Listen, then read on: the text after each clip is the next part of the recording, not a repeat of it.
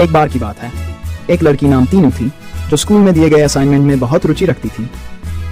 इस साल तीनू के स्कूल की गर्मी की छुट्टियों से पहले उनके अध्यापक ने हर किसी को अलग अलग पक्षियों की तस्वीरें दिखाई और सभी से पक्षियों पर निबंध लिखने को कहा।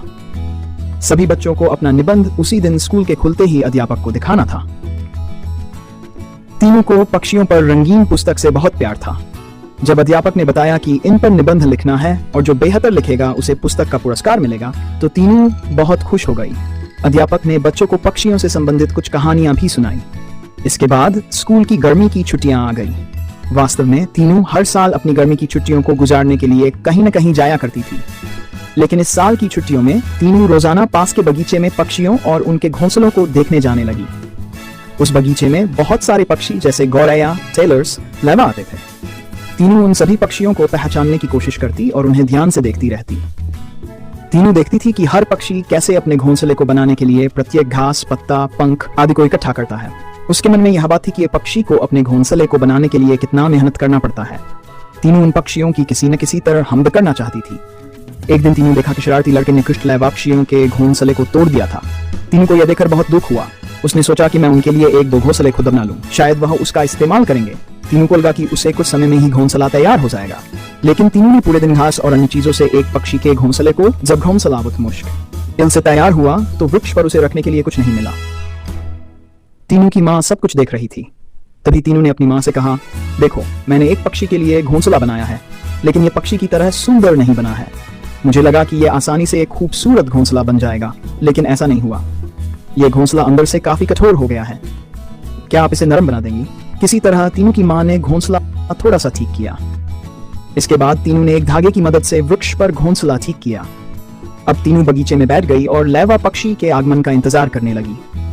वे पक्षी बगीचे में आए, लेकिन उन्होंने तीनू द्वारा बनाए गए घोंसले का उपयोग नहीं किया। तीनू की माँ भी उसके साथ बगीचे में आई। तीनू को दुखी देखकर उसने, चिंता मत करो, पक्षी जल्द ही घोंसले में आएगा। उसी समय एक लैवा पक्षी आया और तीनू द्वारा बनाए गए घोंसले को तोड़ दिया। अब तीनू का चेहरा झुक गया। तब उसकी माँ ने उसे समझाया कि तुम्हें दुखी नहीं होना चाहिए। देखो, लैवा पक्षी तुम्हारे द्वारा इस्तेमाल की गई चीजों से अपने घोंसले बना रही हैं। यह संभव है कि उन्हें दूसरों द्वारा बनाए गए घोंसले पसंद नहीं आए। तीनू दुखी दिल से कहा, माँ, मैं यह सब अपने स्कूल के निबंध में लिखूंगा। कुछ समय बाद तीनू ने कहा, माँ, तुमने देखा कि लैवा पक्षी झाड़ियों में अपने घर बना रही हैं? उत्तर में तीनू की माँ ने कहा, हाँ बेटा, मैंने सुना था कि लैवा पक्षी अपने घोंसले को किसी के घर के छत पर या एक पेड़ पर बनाते हैं। आज ये नई बात सामने आई है। कुछ और दिनों के बाद तीनू ने लैवा पक्षियों के बारे में एक और बात सीखी कि वे अपने घोंसले के लिए सीधे उड़ना नहीं करते।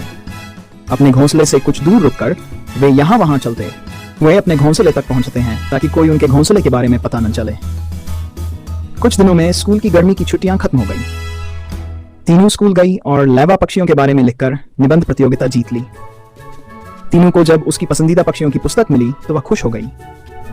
प्रतियोगिता जीतने के बाद भी तीनू हर दिन उस बगीचे में जाती है और घंसलों के चहचहाने को सुनने के लिए घंसले में घंसती है, जैसे कि वह पक्षियों के साथ मित्र बन गई हो।